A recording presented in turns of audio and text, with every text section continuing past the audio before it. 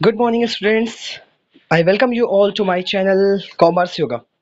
तो जैसे कि आप तो ये हेडिंग देख के समझ ही गए होंगे कि आज हम एक नया टॉपिक स्टार्ट करने वाले हैं, that is elasticity of demand. या आई एक्सेप्ट कि बहुत लेट हुआ, काफ़ी दिन से मैं वीडियो नहीं डाल पा रहा था। कोई बात नहीं, अभी कंटिन्यू वीडियोस रहेंगी, पूरे वीक में रहेंगी।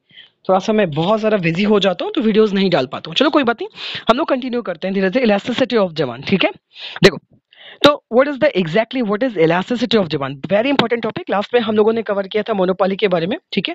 और इसके पहले हम लोग जान चुके हैं कि लॉ ऑफ डिमांड होता क्या है एग्जैक्टली, ठीक है।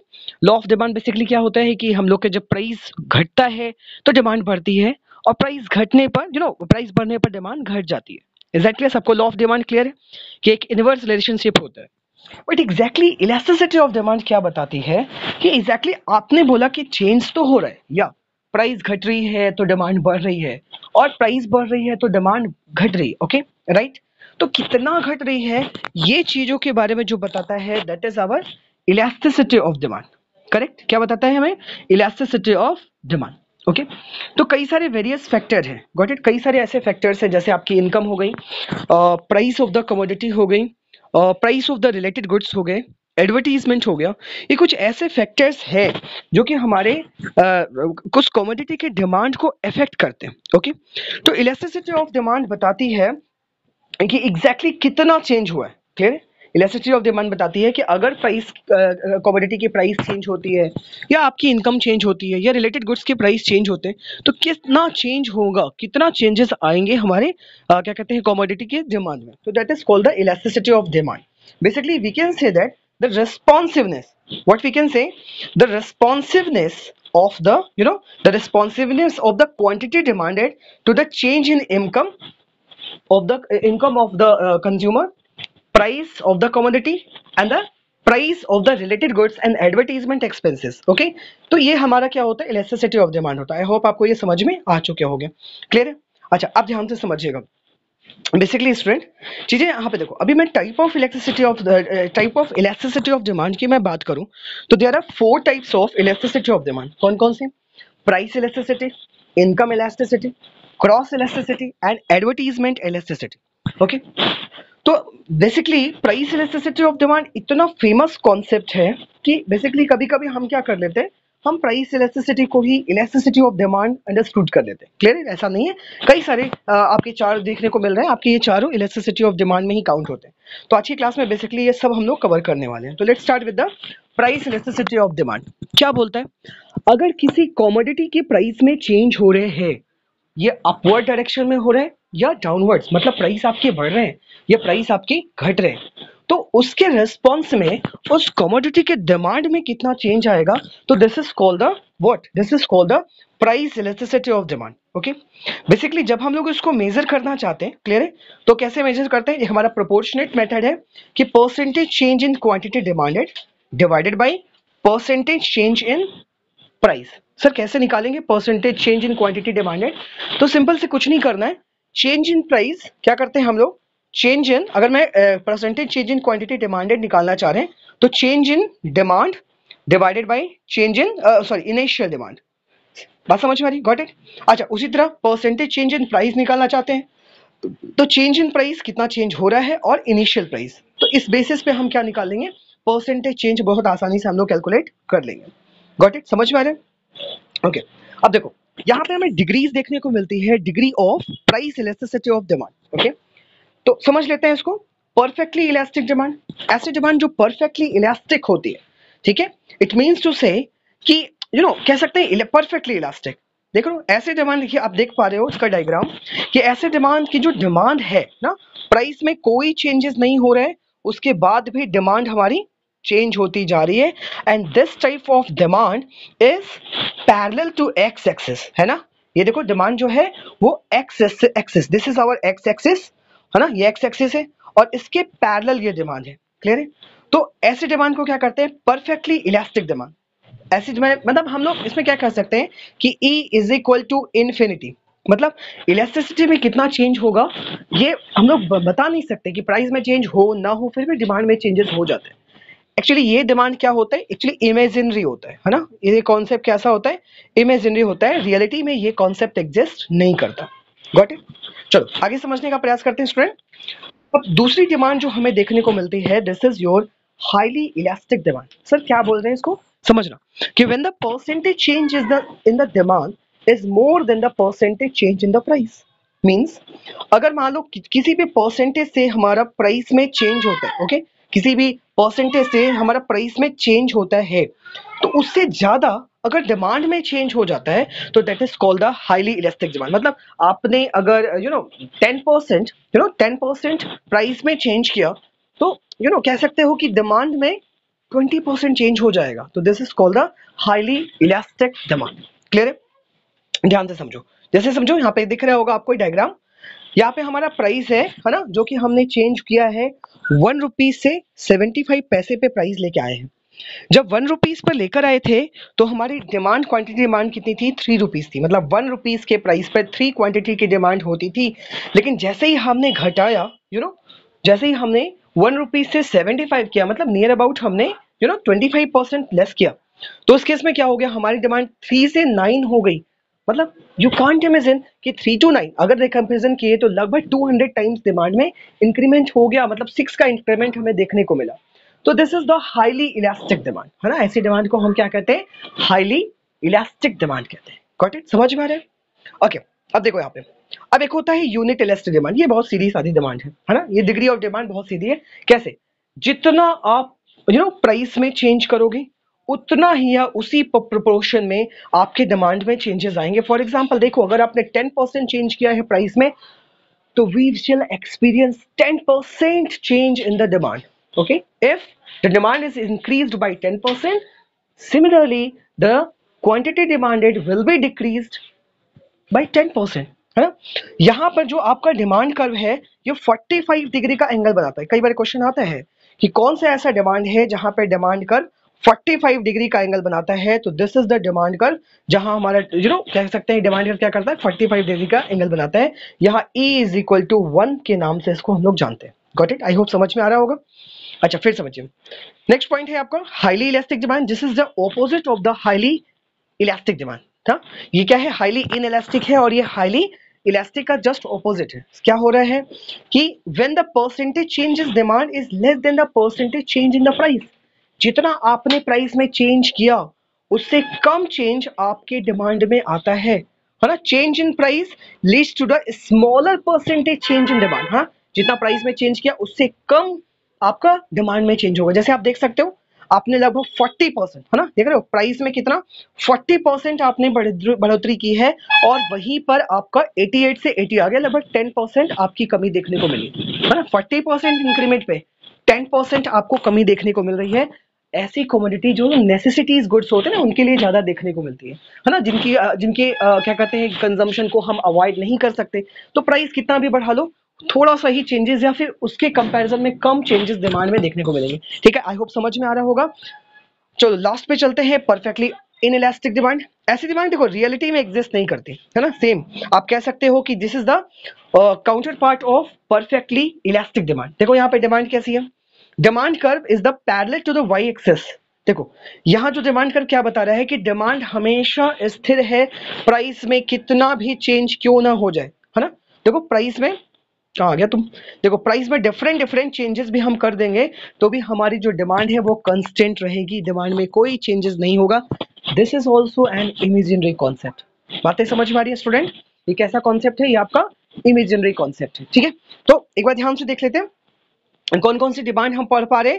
तो पहले हम लोगों ने पढ़ लिया स्टूडेंट कि क्या कहते हैं perfectly elastic demand. Perfectly elastic demand क्या कहती थी कि आप प्राइस में क्या कहते हैं कोई भी चेंजेस ना करो फिर भी डिमांड में इन्फिनिटी चेंज आ जाएगी। हाईली इलास्टिक मींस आप में जो डिमांड होगी वो प्राइस से ज्यादा चेंज होगी, जैसे कि यहाँ पे चेंजेस हमें देखने को मिल रहे हैं।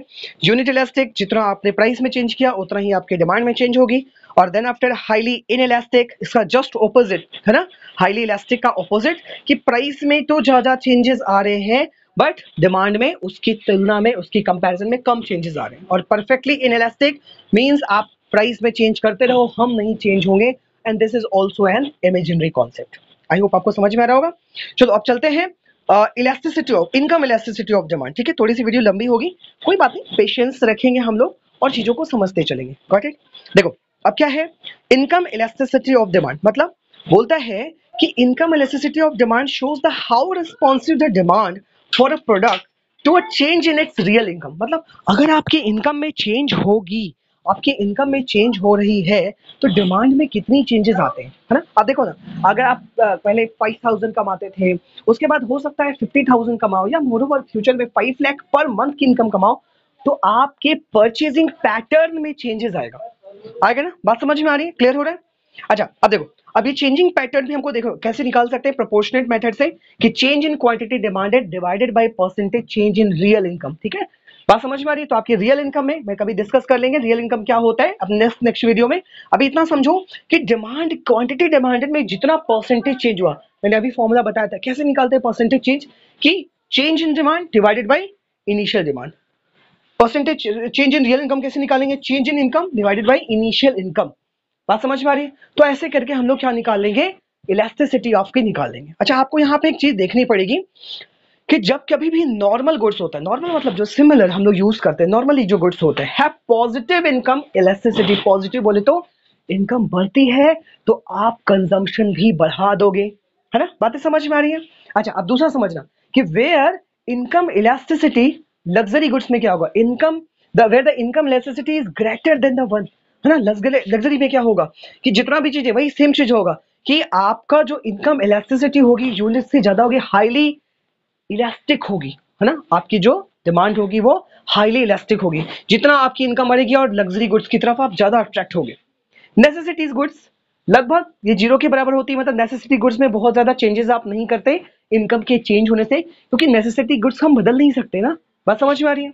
ठीक है, अगर मेरी सॉल्ट की नेसेसिटीज है, हमें आवश्यकता है, तो ऐसा थोड़ा हो कि हमारा इनकम घट गया तो सॉल्ट हम पहले 1 चम्मच लेते थे, बाद में आधा चम्मच लेंगे। या कभी ऐसा होता है क्या कि आज हम 5 लाख से 50 लाख अर्न करने लगे तो हम 1 चम्मच की जगह 2 चम्मच सॉल्ट लेना स्टार्ट कर देंगे? So this is not the possible ना। तो नेसेसिटी गुड्स लगभग कंस्टेंट होती है। क्लियर है? अच्छा अब आपको देखना पड़ेगा इंफीरियर गुड्स की बात करो तो इसे हम लोग गिवन गुड्स की बात कहते हैं। जैसे इसको समझो, यहाँ पे थोड़ा सा नेगेटिव अप्रोच आपको देखने को मिलता है। कैसा? इनकम बढ़ेगी तो जो इंफीरियर गुड्स है उसकी डिमांड घट जाएगी। सोचो ना, पहले आप गदोलिया से या फिर ऐसे इंफीरियर चोर बाजार से जाके कपड़े खरीदते थे। क्लियर है? लेकिन जब आपकी इनकम 50 लाख हो चुकी है पर मंथ, क्या जाओगे वहां पे? नहीं, अभी आप हमेशा ब्रांडेड कपड़े की तरफ जाओगे, मतलब कहीं ना कहीं इंफीरियर गुड्स की डिमांड घट चुकी है। आप जो पहले ढाबे पे जाके खाते थे, अभी आप 5 स्टार होटल्स में जाके खाओगे, कहीं ना कहीं इंफीरियर गुड्स की डिमांड कम हो जाएगी। नेगेटिव इनकम बढ़ने के साथ आपकी इंफीरियर गुड्स की डिमांड कम हो जाएगी, है ना? जो आप सोयाबीन खाते थे, अभी पनीर लेके खाना शुरू करोगे, इंफीरियर गुड्स की डिमांड कम हो जाएगी। This is the negative relationship between the inferior goods and your income. I hope आपको ये पैटर्न समझ में आ रहा होगा। चलो अब चलते हैं my dear students, cross elasticity of demand. देखो क्रॉस इलास्टिसिटी आपने देखा होगा कि कुछ आपकी क्या कहते हैं कंप्लीमेंट्री गुड्स होती हैं और कुछ आपके सप्लीमेंट्री गुड्स होती हैं। क्लियर है? बात समझ में आ रही है? मतलब जो भी रिलेटेड गुड्स हैं, अगर उनके प्राइस में चेंज होता है तो हमारी कमोडिटी के प्राइस पे क्या इफेक्ट पड़ेगा, this is the called the cross elasticity of demand. जैसे समझो ना कि अगर चाय की प्राइसेस में चेंज हो रहा है तो कॉफी के प्राइस में, कॉफी के डिमांड में क्या इफेक्ट पड़ेगा, या कॉफी के प्राइस में चेंज होने से चाय के डिमांड में क्या इफेक्ट पड़ेगा। तो this is the part of the cross elasticity of demand. Got it? समझ में आ रहा है? देखो क्या बोल रहे हैं कि cross price elasticity measures the responsiveness of demand for X following a change in the price of the goods Y related goods, है ना? रिलेटेड होनी चाहिए चीजें, क्या होनी चाहिए? रिलेटेड होनी चाहिए। कैसे निकालेंगे cross elasticity of demand? Same formula, proportionate method, change in the quantity demanded of product A divided by percentage change in the price of B. Got it? अच्छा, with the cross elasticity of demand we make important distinction between the substitute goods and complement goods। देखो यहाँ पे diagram से clear किया गया है। Substitute मतलब जब दो गुड्स को एक दूसरे की जगह पे यूज किया जा सकता है, then these are substitute goods, है ना? और कॉम्प्लीमेंट्री मतलब दो goods side by side use करते हैं, बैट और बॉल। क्या भाई बैट नहीं रहेगा तो बॉल की क्या जरूरत, या बॉल रहेगा तो मतलब आप बैट के बिना बॉल नहीं ले सकते। या इससे अच्छा एग्जांपल समझो कार एंड पेट्रोल, है ना? पेट्रोल ले, अगर कार नहीं है तो पेट्रोल लेके क्या करोगे? आग लगाओगे? नहीं। अगर आपके पास क्या कहते हैं पेट्रोल नहीं है और कार लेके क्या धक्का मार के चलाओगे? नहीं। तो दीज आर कंप्लीमेंट्री गुड्स। बात समझ में आ रही है? अभी थोड़ा सा डायग्राम देख लो। अगर मैं बात करूं, देखो अगर मैं बात करूं सब्स्टिट्यूट गुड्स की, सब्स्टिट्यूट गुड्स देखो, ये पहला डायग्राम आई गेस यहाँ पे दिख रहा होगा आपको कि सब्स्टिट्यूट गुड्स में क्या होता है कि जस्ट क्या कहते हैं उसे क्या कहते हैं उसे पॉजिटिव रिलेशनशिप आपको देखने को मिलता है। अगर किसी एक प्रोडक्ट की दाम बढ़ रहे हैं तो दूसरे प्रोडक्ट की डिमांड भी बढ़ जाएगी। जैसे अगर हमारे चाय के प्राइसेस बढ़ रहे हैं तो कॉफी की डिमांड बढ़ जाएगी। क्यों सर बढ़ जाएगी? बिकॉज अगर कॉफी महंगी होती है तो आप अपने आप को चाय की तरफ शिफ्ट करोगे, बिकॉज बोथ से आपको सेम सेटिस्फैक्शन मिलता है। आप बोले कॉफी महंगी हो गई है, अभी काम करते हैं कॉफी की जगह क्या कर लेते हैं हम लोग, चाय पी लेते हैं। क्लियर है? तो दैट इज कॉल्ड द ये सब्स्टिट्यूट गुड्स होते हैं। कौन से गुड्स होते हैं? सब्स्टिट्यूट गुड्स, है ना। देख रहे हो ना कि देखो कि अगर प्राइस पी एक्स और ठीक है बात समझ में, एक्स की प्राइस अगर बढ़े, एक्स से एक्स वन हो गया तो वाई की जो डिमांड थे वाई से वाई टू हो गया, मतलब डिमांड आपकी बढ़ रही है और ये पॉजिटिव रिलेशनशिप को दिखा रहा है। लेकिन भाई कंप्लीमेंट्री गुड्स में क्या होता है? नेगेटिव रिलेशनशिप को दिखाता है। भाई कंप्लीमेंट्री एक दूसरे के लिए बने हुए हैं, गुड्स कंप्लीमेंट्री है ना। जैसे ब्रेड बटर एक दूसरे के लिए बने हुए हैं, पेट्रोल और कार एक दूसरे के लिए बने हुए हैं। पेट्रोल नहीं है तो कार बेकार, कार नहीं है तो पेट्रोल बेकार। बात समझ में आ रही है? तो अगर एक के प्राइस बढ़ते हैं तो दूसरे की डिमांड भी घट जाएगी, है ना। अगर पेट्रोल के प्राइसेस बढ़ रहे हैं तो कार की डिमांड भी घट जाएगी। अच्छा, यहाँ पे इसने एक और चीज इंक्लूड कर दिया स्टूडेंट, ठीक है। देखो यहाँ पे इसने एक और चीज इंक्लूड किया है कि अनरिलेटेड गुड्स ना, demand for unrelated goods. Unrelated मतलब जिसकी कोई एक दूसरे से रिलेटेड ही नहीं, जैसे सॉल्ट और कार। क्या सॉल्ट से कार चलती है क्या? नहीं। तो कोई रिलेटेड नहीं है तो ऐसे गुड्स का कोई फर्क नहीं पड़ेगा। एक ही प्राइस चेंज होने पे दूसरे की डिमांड में कोई चेंजेस नहीं होगा। तो आप इसे समझ सकते हो। क्लियर है? फिर आगे समझो। एडवर्टीजमेंट इलास्टिसिटी ऑफ डिमांड, मतलब आपके एडवर्टीजमेंट एक्सपेंसेस के चेंज होने से डिमांड में क्या चेंजेस आते हैं। क्या बोल रहे हैं कि advertisement elasticity of demand refers to a proportionate change in the demand of the commodity due to the proportionate change in the advertisement expenses. भाई एडवर्टीजमेंट एक्सपेंसेस करते हैं तो किस लिए करते हैं? डिमांड को बढ़ाने के लिए। तो अगर आपने चेंजेस किया, बढ़ाया या घटाया, तो आपके डिमांड में क्या इफेक्ट पड़ रहा है, क्या रिस्पॉन्सिवनेस है आपके प्रोडक्ट की, this is called the advertisement elasticity of demand. Okay, got it? बात समझ में आ रही है? This is called the advertisement elasticity of demand. अच्छा सर, यहां तक समझ में आ गया हमको। फिर समझो फॉर्मूला कैसे निकाल सकते हैं इसको। Same formula, proportionate change in demand for the product divided by proportionate change in the advertisement expenses. Same proportionate change बोले तो डिमांड में कितना चेंज आया, change in demand divided by initial demand, and proportionate change in advertisement मतलब change in advertisement expenses divided by initial advertisement expenses। तो इस base पे हम लोग क्या कर सकते हैं, एडवर्टीजमेंट इलास्टिसिटी कैलकुलेट की जा सकती है। अच्छा, आप ध्यान तो देखो, ये आपके सामने डायग्राम दिख रहा है, थोड़ा सा आपको लग रहा होगा अजीब सा डायग्राम है, बस हम सब आपको समझाने का प्रयास करते हैं। देखो माय डियर स्टूडेंट, सिंपल से देखो, यहाँ पे देख रहे हो आपको दिखाई दे रहा है कि एस से हमारा एडवर्टीजमेंट एक्सपेंसेस स्टार्ट किया जा रहा है ना। एस से यहाँ पे स्टार्ट कर रहा है, क्यों कर रहा है?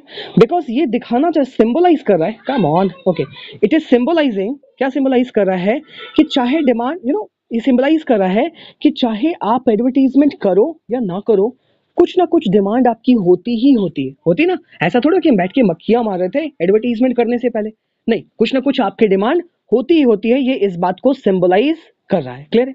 अब जैसे जैसे हम एडवर्टीजमेंट बढ़ाते जाएंगे हमारी डिमांड भी बढ़ती चली जाएगी, लेकिन अगर हमने गलत या रॉन्ग मींस का यूज किया तो एक समय के बाद हमारी डिमांड घटनी भी शुरू कर देंगी ना। इसको अब ऐसे कर लो, कुछ ऐसे घूम जाएगी डिमांड आपकी, है ना। जब तक एडवर्टीजमेंट बढ़ेगा, एक्सपेंसेस बढ़ेंगे, आपकी डिमांड बढ़ती जाएगी, लेकिन अगर हमने रॉन्ग मींस का यूज किया तो ये घटना भी स्टार्ट हो जाएगी। इस बात को थोड़ा सा ध्यान में रखना है। तो याद रखना है कि ये क्या सिंबलाइज कर रहा है, ये सिंबलाइज कर रहा है कि बिना एडवर्टीजमेंट के भी हमारी कुछ डिमांड होती है ना। बना समझ में आ रहा है स्टूडेंट्स? चलो, आई होप ये सभी चीजें क्लियर हो रही होंगी। तो ये हमारी होती है स्लाइड कंप्लीट। एक बार इसको हम लोग क्या करते हैं, फटाफट रिवाइज कर लेते हैं ना। देखो, तो हम लोगों ने क्या पढ़ लिया, हम लोगों ने इलास्टिसिटी ऑफ डिमांड पढ़ लिया, ठीक है। तो हम लोगों ने क्या पढ़ लिया कि प्राइस इलास्टिसिटी ऑफ डिमांड पढ़ लिया कि प्राइस में चेंज होने से डिमांड में क्या हो जाएगा, लेकिन उसी कमोडिटी की प्राइस, इनकम, आपकी इनकम चेंज क्या होगी तो कैसा होगा, मतलब क्या रिस्पॉन्सिवनेस होगी है ना डिमांड की, जो कमोडिटी है ना। इसमें हमने पॉजिटिव देखा, पॉजिटिव मतलब positive income elasticity of demand means आपकी इनकम बढ़ी तो आपने कमोडिटीज को और ज्यादा कंज्यूम करना शुरू किया। नेगेटिव, जब आपकी इनकम घटी तो और आपने और कम शुरू कर, मतलब उसको कंज्यूम, आपकी इनकम बढ़ने पर आपने कम उसका कंजम्पशन शुरू किया। This is somewhat your what, inferior goods. Cross elasticity, कि जब रिलेटेड गुड्स के प्राइस में चेंज होते हैं तो आपके गुड्स की डिमांड में क्या इफेक्ट पड़ता है, और एडवर्टीजमेंट एक्सपेंसेस में चेंज होने पे आपके गुड्स के डिमांड में क्या इफेक्ट पड़ता है, क्या रिस्पॉन्सिवनेस होती है। तो आपको ये चीजें थोड़ी सी याद रखनी है। थोड़ा सा वीडियो 20 मिनट का हो गया, कोई इशू नहीं है। लास्ट टाइम फिर करना फिर कहना आपको याद रहेगा कि don't forget to share, subscribe my channel Commerce Sugar. इसको आप बहुत बुलंदियों पर ले जाइए और टाइम टू टाइम वीडियोस आपको मिलते रहेंगे, डोंट बी वरी। थोड़ा डिले हो सकता है because of my own work, okay, और कुछ हेल्थ इश्यूज भी थे, तो कोई दिक्कत नहीं। आपको ये वीडियोस इकोनॉमिक्स के और साथ के साथ मैं राइट शेयर भी लेके आने वाले, कैसे राइट शेयर इशू किए जाते हैं। सो आपको ही मिलते रहेंगे। तो thanks for watching my video. हasta la vista, meet you in next video. Thank you.